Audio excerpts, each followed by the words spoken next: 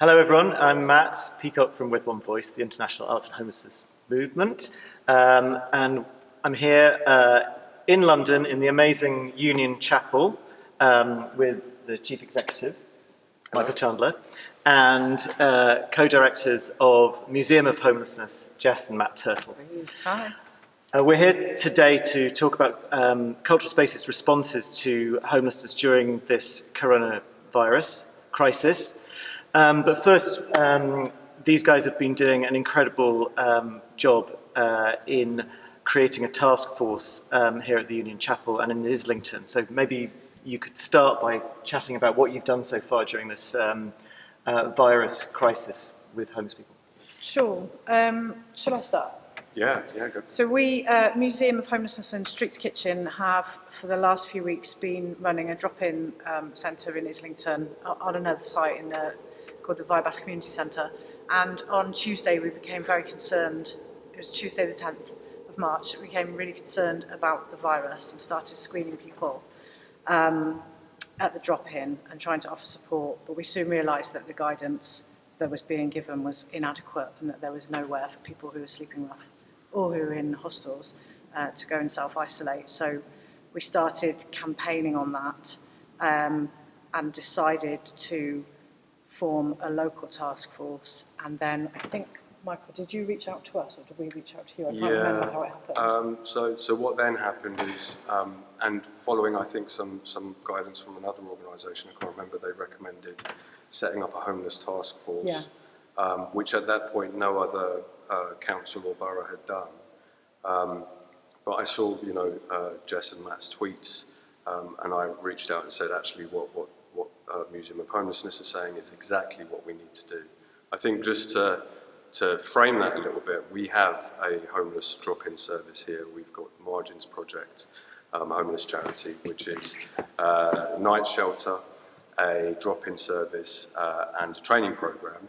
And we were having the same concerns. We were having the same discussions about what do we actually do if someone presents with symptoms. So reached out and said, look, whatever we can do to support, let us know, and we're keen to get involved. So we've been lucky enough to be based quite close to the Union Chapel here in Islington, and work with other groups like Streets Kitchen, the Outside Project with One Voice, who are kind of coming together around this issue with this, which is really unprecedented with coronavirus. And so as a result, we've kind of been able to respond quite quickly. And we've done that really because there's these fundamental questions which were being asked last week, like, if I am homeless, how do I self-isolate? How do I call 111? And really what really existed last week was just a little bit of kind of written guidance and not much more that was practically useful. So we've really had to respond and try and create some of that for ourselves. I think speed is really important, so to act very quickly. It's our belief that every day that there's a delay in the beginning of a crisis like this, it actually means more deaths later down the line. So that's why we've been working, really hard, and we've redirected all of our resources and capacity to responding to the pandemic, just because we think that it should be top priority for everyone at the moment, and that is now happening. We were lucky to have the relationship in place with the Union Chapel anyway, because in October they hosted a special event for all of the groups that Matt just mentioned. We did in partnership with this venue called Shock to the System, and that was really good because it was different groups coming together with the council to say what can we do about homelessness. So it's sort of like a precedent was set for those relationships. So I suppose I would say for cultural spaces, for your localised response, reach out to organisations you already have a partnership with, because that will really help, because the relationship will already be in place. You'll be able to communicate. It's about finding your allies right now and knowing who you can work with, because there's no time to waste on miscommunication and any sort of politics or ego or anything like that. It has to go out of the window. So in terms of cultural spaces responses, I mean, we're right in the middle of a crisis where cultural spaces like yours, Michael, are closing by the day, but some remain partially open, and I suppose the question is reaching out to the community. if a cultural space has closed its doors or is still operating somehow, what can a cultural space do? And all the thousands of staff, cultural spaces staff, who may be working from home now, what can they do as well in their communities? So from our perspective, I mean, the first thing to say is that cultural sector is reeling, myself included, because the absolute uncertainty for our organisations and our staff, and that will be paramount, and the sort of the main thinking for many people right now is what's happening to my jobs, what's happening to my future. So I think it's worth acknowledging that first and foremost before we start saying, oh, and this is what we can do. But that said, we have a space. We have this massive building. In fact, it's multiple spaces. What can we do with it? So we've been exploring that over the last few weeks, in fact, in the likelihood that we kind of sensed this was coming eventually. It came a lot sooner than I think a lot of organisations were ready for. And we have staff that are socially minded and actually want to do stuff anyway, and now might not have anything else to do. A lot of them are freelancers, a lot of them are casual staff in some organisations, and there's that, anxiety that absolutely is front of the mind for most people. In those cases, though, where people are willing and have the brain capacity to, whether it's now or in a few weeks' time, one of the things we're exploring, we're keeping our drop-in service going for a start, and for the Union Chapel there is this implicit social purpose in everything we do anyway. So we're keeping the drop-in service going.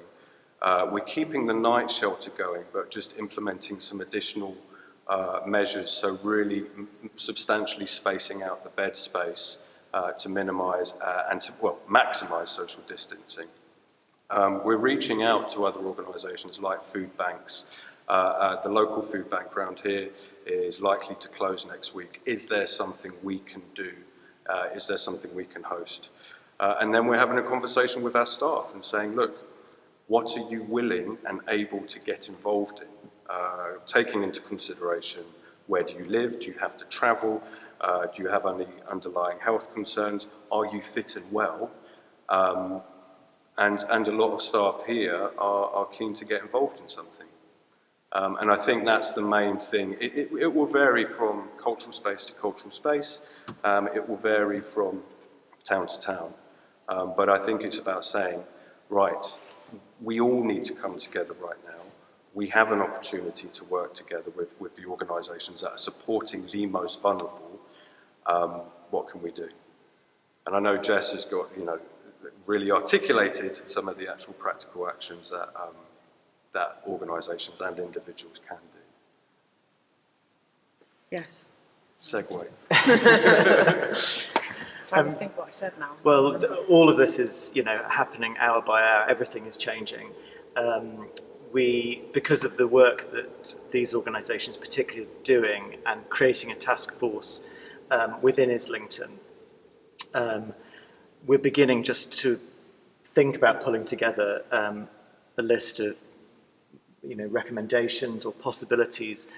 Sometimes it's the last thing that people in cultural organisations want to do, is to think outside the fact that jobs are being lost and organisations are closing. Having said that, homeless people are really suffering on the streets and can't self-isolate. So, for instance, on social media, some cultural organisations have been saying, can they open as night shelters, for instance? We would strongly recommend against opening as night shelters. So in the beginning of the week where everything escalated, at Museum of Homelessness and Streets Kitchen, our natural inclination and instinct is to bring people together inside in solidarity and to make use of whatever building is available. So that was the immediate plan that we went to when we realised that people were getting turned away from shelters and that people had nowhere to self-isolate. Luckily, I then had a conversation with a homelessness health professional who's sort of leading the on-the-ground response in Westminster. We spoke on the phone last Friday morning, and it was really enlightening because she said in no uncertain terms that if you do that, if you make makeshift shelters in buildings, it would be well intentioned, but it would lead to a significant number of fatalities. So like large scale or makeshift inside shelters could lead to a situation where volunteers are nursing people with end-of-life treatment while they're sort of having respiratory failure and things like that. So that really is something that we're trying to get a clear message out that we should avoid that now. And so since then we've been campaigning for single units with their own bathroom to be made available, because that's absolutely what the health professionals say is needed. And that volunteers can be mobilised safely to do food drops, drop off supplies, maybe help with people's mental health and things like that, because that's another consideration as well, the emotional toll of this on people who are already isolated and already dealing with a lot in their lives before this happened. So cultural spaces can be areas for drop-off of food supplies for the local community, meeting points outside. Yeah.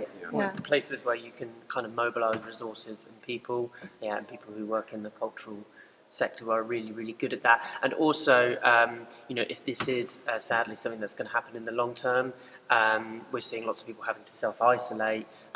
So this is something that could be a requirement for a little while. So it would be something where the cultural sector workforce could potentially pitch in for the long term as well. Yeah, we're going to be looking at like mobilising volunteers in good health, as some inevitably some of our people become unwell and need to have an isolation period. So we're thinking about it as passing the baton, working out a way of mobilising a good number of people for the long haul. And we're starting that process actually here at the Union Chapel today in about half an hour. We're having an open air meeting. We've invited anyone who's interested in joining this sort of volunteer squadron, if you like, to sign up, and we'll start planning together.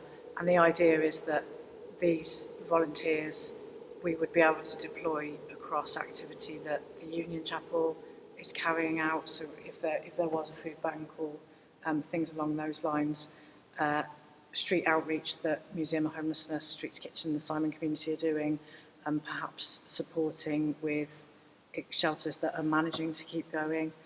There's a whole range of stuff that people can do, and if the cultural space can be the sort of centre of that,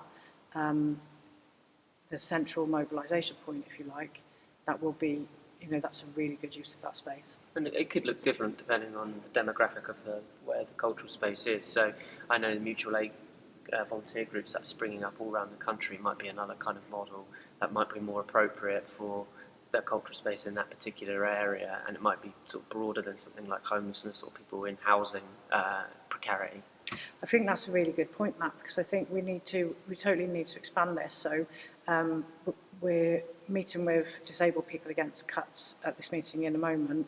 I don't think we're very focused on people who are homeless because that's our community, but disabled people, particularly people who usually have care visits at home and things like that, or who perhaps can't get out of the house very easily, that's a real section of the community that's going to need a lot of support as well as older people, and anyone who's currently experiencing poverty. There's going to be a real serious issue around food poverty. So I think all of our efforts should look at everyone who is going to need support in the coming weeks and months. And that's exactly one of the things we're doing as well, is whilst our history and our work to date has been very much focused on supporting people with lived experience of homelessness, we now need to reach out and support those who are otherwise vulnerable in the community. So we're working with organisations like Help on Your Doorstep, which has traditionally knocked on doors in the States. They're now moving that into a sort of phone service and sort of outreach and drop-off, food drop-off We are looking at the feasibility of hosting a food bank, but also delivering food as opposed to people coming here to the building. And I must stress we are exploring this. We haven't confirmed this yet, but I hope we can, because there's going to be a lot of people out there across Islington, across the country, across the world that need all the support that they can get. And we have volunteers, we have staff that are willing to get involved and very keen to do so. So absolutely it's about saying, right, who else needs support now and how else can we support them? I'm really conscious these guys have to get to work. They're working 24/7 for the communities, and we could talk a lot about the content that cultural spaces have, and a lot of putting that content online for people to see, either in their homes or wherever they are. But thank you for everything, all the time that you've given us, and we know that your plan has just got some traction with the government. So this is really pioneering work. Thank you very much. I just want to say one quick thing. Sorry, I just wanted to kind of flag up the fact that over the last year we have been working with One Voice, obviously, on the Cultural Spaces toolkit, and work to kind of pilot and develop that, and that's been a really, really amazing process, which has involved working in Manchester and London. So I just kind of wanted to flag that, because that was what the event was supposed to be, all about highlighting and sharing and being together. So we sadly can't do that, so I'm just really pleased to have been able to make some kind of small contribution, albeit quite different from what we originally planned. So I just wanted to say that it's such a great piece of work that we're really pleased to be And part we of. all hope, obviously, that cultural spaces will reopen, and so we can plan for that reality in the future. Yeah. Thanks very much. Thank you. Thank you.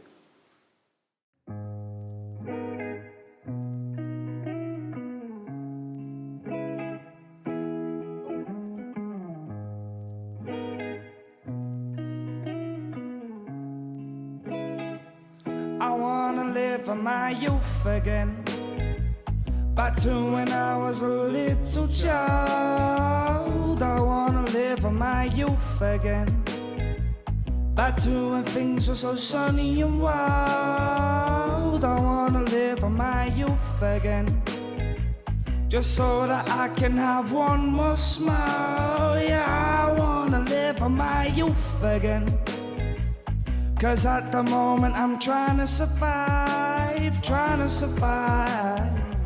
Over the last couple of years it's been hard. I've shed a couple of tears behind bars. I've seen a face of a million scars. Probably drove a million cars. Now I'm out, don't know what to do 'cause there's a drought. But I feel like I need to be on top just to show my haters what I'm about. Don't ask me for now. You don't know my past, you don't know the shit that I've been through. You don't know my toilet tissue, you don't know my inner issues. I'm back on the track, best know I'm out for attack. You don't know me when I'm out for the rap, but anyway. Wanna live for my youth again, back to when I was a little child. I wanna live for my youth again, back to when things were so sunny and wild. I wanna live for my youth again, just so that I can have one more smile. Yeah, I wanna live for my youth again, 'cause at the moment I'm trying to survive, trying to survive. I'm trying to survive. I wish I was that night in 2005, watching every star go by. Sat on the slide, smoking all the time. I wish I hate this life, but I don't know why. Why do people not wanna stay? Why do people choose to go away? Why do people wanna fly away? But I'm here now, and I wanna say I wanna live for my youth again, back to when I was a little child. I wanna live for my youth again, back to when things were so sunny and wild. I wanna live for my youth again, just so that I can have one more smile. Yeah, I wanna live for my youth again, 'cause at the moment I hate my life, trying to survive. I'm trying to survive, smoking all the time. Man, I hate this life, hate this life. You don't know what it's like, you don't know what it's like to be inside the shoes of a